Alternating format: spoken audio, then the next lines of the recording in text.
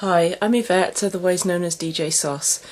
In this video I'm going to attempt to show you how to create a set. Now this video really is aimed at the beginner DJ. You may have just sort of started to learn how to beat match and you want to take your mixing to the next level. Maybe you've been asked to do a small set somewhere and you're not feeling that confident. So I'm hopefully going to show you a few tips to how to really enhance your mix and make it as good as it possibly can be. Now the first thing that you should do is select the tracks that you want to play. So go through your tunes. As a tip, I would say stick to one genre of music. It will make your life a lot easier than changing around, having lots of different BPMs and styles. So say stick to one genre, but then within that genre you can mess around with the subgenres. So for example, I obviously play drum and bass. I've got some ragga tunes here, but I will probably mix in a few liquid, maybe a few jump up. So just experiment with different sounds within your genre. Now once you've selected your tracks, then you may be familiar with this thing which is called the Camelot wheel. I'll show you here. Now what this enables you to do is to harmonically mix in all your records. Now if you do use vinyl like I do, you will need to get your tracks somehow into a digital format on the computer, and then there are various programs on the web that will then transfer your MP3s. They will tell you what key they are in. Now once you know the keys to all your records that you're going to use, you can use this wheel. And it has a set of numbers. So say your starting track D minor, which is 7A. Now you can either mix in the 7A to another 7A, you can mix it into a 6A, an 8A or a 7B. And by using this technique you will keep your mix in key, which really will enhance it a lot. So go and check that out. I'll put the links in the description below. Okay? Right, so then you should have, say, 10 or so tracks that you want to use for your set. And again, I would always say the starting track that you're going to use should really be your favourite one, because you want to make that impact when you first start. And also it's also good to save your second favourite one for the finishing one, if that's possible. It's not always possible to do that, but you know, you want to go in with a bang and out with a bang so people remember you. And if you are a beginner DJ, you may sort of be just getting your head around beat matching. It is very important when you're mixing that you match up the phrases. I don't know if you know what phrases are. Basically you get beats, you get bars and you get phrases.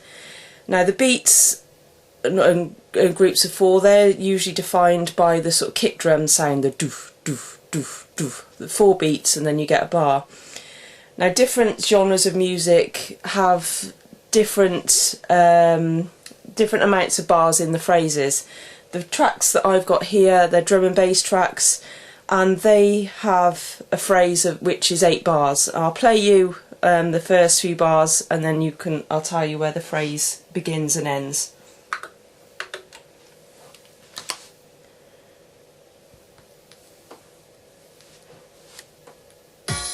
So that's your first beat. So we're going to go 1, 2, 3, 4. 1, 2, 3, 4. 1, 2, 3, 4. 1, 2, 3, 4. 1, 2, 3, 4. 1, 2, 3, 4. 1, 2, 3, 4. 1, 2, 3, 4.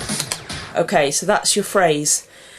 And some people may find it slightly hard to define where one phrase ends and the other begins. Normally, at the end of a phrase, you will get a slightly different pattern of drum beats. Sometimes you get a fill or a snare that will then take you into the next phrase. So if I just play you back this bit. listen out for the fill coming. So you need to listen to your records and see if you can pick out where one phrase ends and the other begins. And it's really important when you are the beginner DJ or experienced DJ that you match up the phrases. You know, if you get your phrases all muddled up, your mixing is going to sound off. And basically it doesn't really matter where you want to mix your records in. If you want to do a short mix, you could just play a few phrases and then mix in the next one, but you have to get the phrases matched up. Okay, so let me just stop that for a minute. Now when you're selecting your tracks for your set, a few tips to bear in mind are to use tracks of the same record label. They generally quite often are the same BPM, same style, sometimes the same key. Obviously you won't want to do the whole set with the same record label, so then maybe stick to sort of similar artists, similar years of the releases. And I find as a general rule of thumb, if you're using tracks that are of a similar year, then they are generally, there won't be a lot of difference in the BPM of them. So for example, the two that I'm using here, I think this one was probably 2011, 2012, something like that, and that one maybe a little bit earlier, but they're pretty much bang on the same. Now I always start on +4. I've always started like that. The last thing you want to do when you're mixing vinyl is sort of get stuck around 0, because on a vinyl turntable, well, on Technics, underneath this pitch slider there is a little sort of ball bearing mechanism, and if you get stuck around, you can probably just hear it clicking, stuck around 0, it sort of clicks into place. So it can be quite tricky if you just need to very fine tune it. It can be quite tricky to get it in exactly the right place. So come away from 0. I think +4 is always a good bet, because then you've got a bit of leeway to go up or down without getting too close to there or too close to the end. And you will probably find that if you are playing similar, like I say, similar tracks from a similar label, similar artists, the same artists, you know, same age tracks, there won't be a lot of difference. You know, normally if you start off at +4, the most you really have to move it to is +2 or +6, so there is very little leeway there. Okay, so that's just another little tip for you. So if you are not that confident at your mixing abilities, say maybe it's your first set and you're feeling a bit nervous, it really is best to play it as safely as you can. You know, you don't want to plan lots of complicated mixes, lots of double drops, all that sort of thing, if you don't feel that you're going to be able to pull it off. If you've chosen a good selection of records and they're all mixed in key, that's a good start, because that's really going to take your mix to the next level. And as long as you can blend the two records in fairly accurately, people really aren't going to notice. You know, the tunes really do speak for themselves. If you've got good records, then they will notice that. They won't notice the mixing, you know, unless it is totally awful. They probably won't remember. They'll remember the tunes that have played. So it's very important that you just need to get the transition from one to the next. And the safest way to do that is just to simply blend the intros into the outros.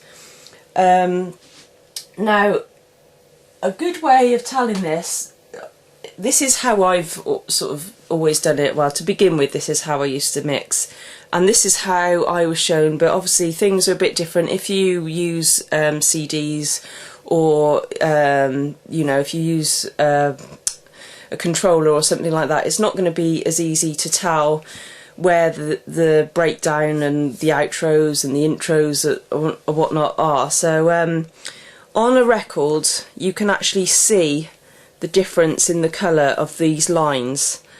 And now normally somewhere between halfway and 3/4 of the way to the end of the record, you will see a little small patch that is darker than the rest.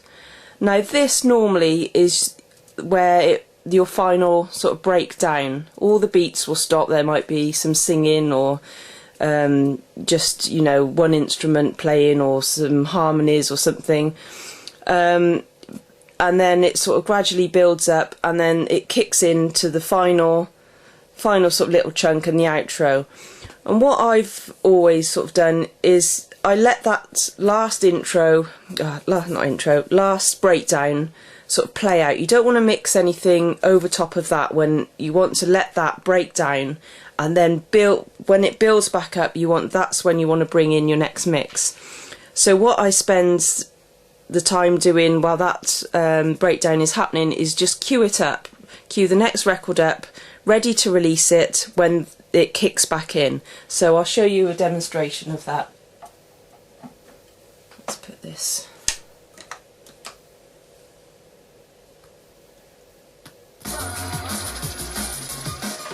So that's the breakdown. So then you're just going to get this one lined up, ready to release when this one kicks back in.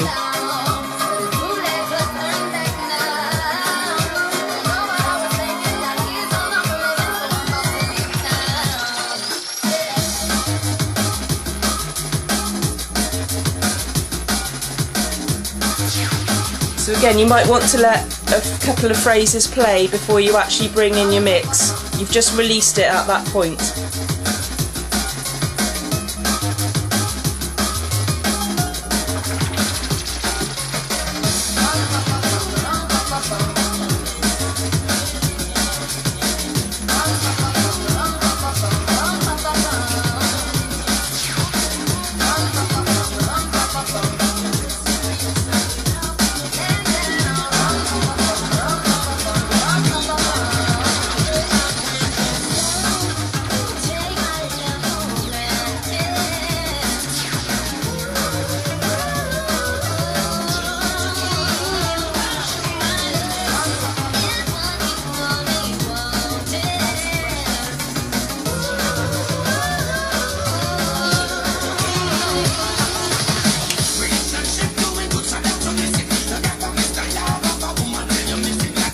Okay, so that's an example of a blend. Okay, I didn't do any cutting, I just blended the one track into the other.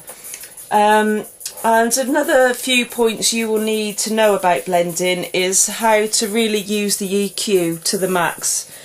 What I normally do on the track that I'm about to bring in, let's put this one back.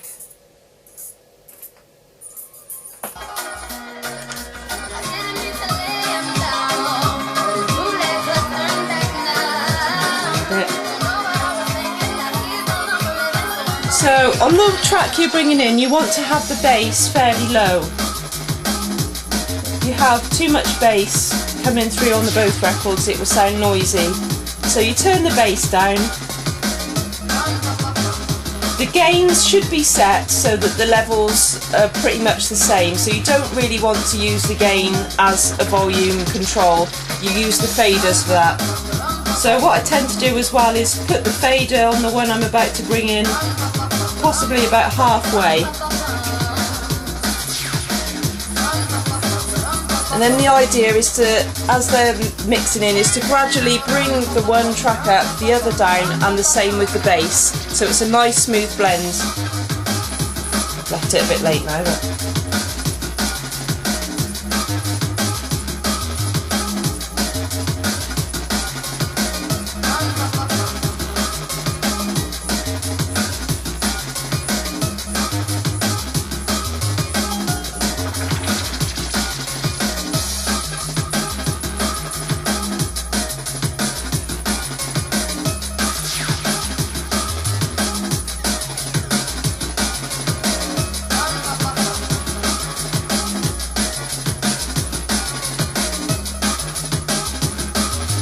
so you gradually increase the volume on this.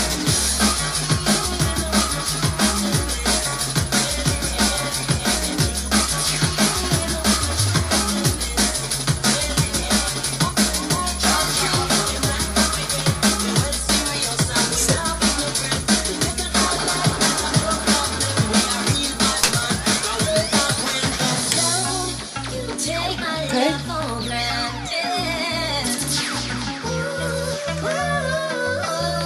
So then by the time that one's brought in, it should be about the same. That one should be right up to the top, the fader should be right at the top, and then the bass should be to where the other one was, okay?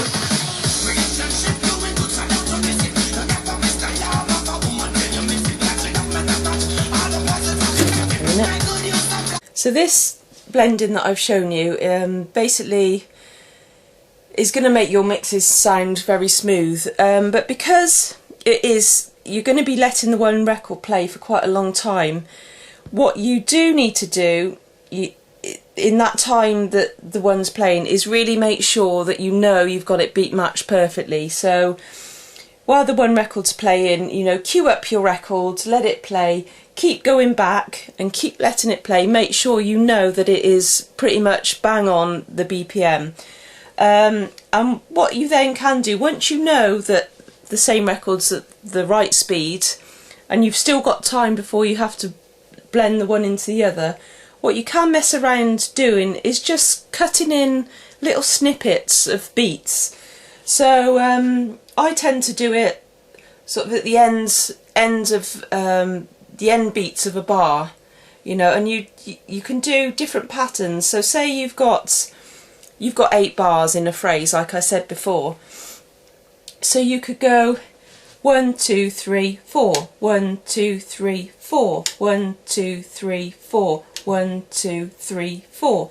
So you could, I'm just cutting in at the end of each bar.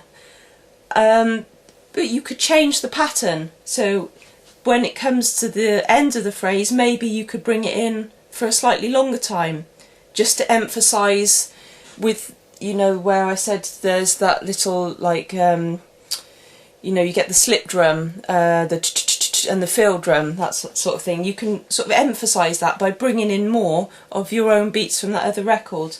So if I just, let's put this one on, try and explain it a bit better.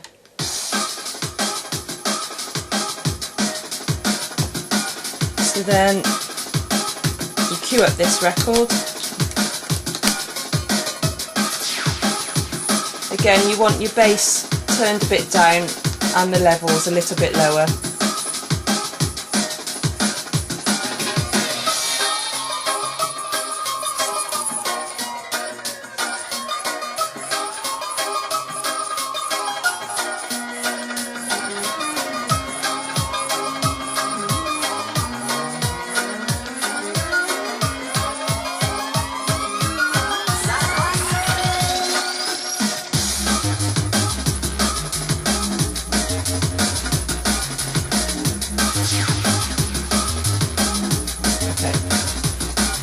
I'll wait for a new phrase to begin.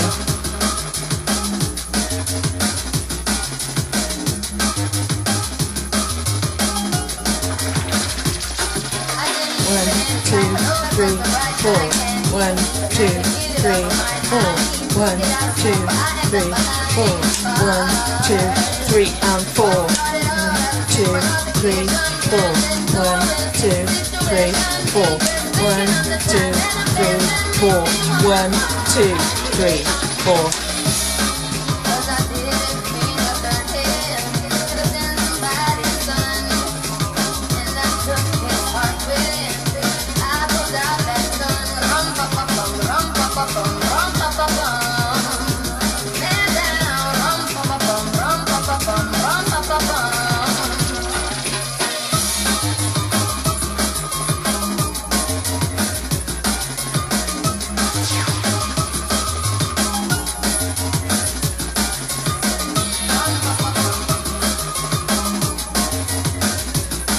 What you can always do is just keep, if you've just got a very basic set of beats at the beginning that you can cut in, you can keep putting it back to the beginning and using it over and over again. So I'm going to do it.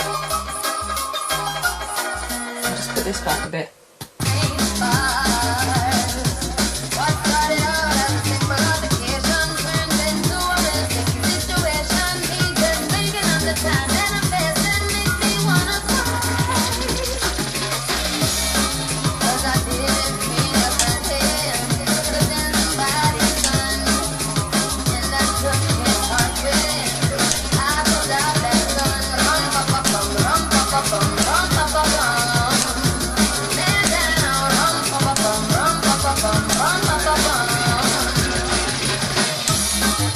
So you get the idea there.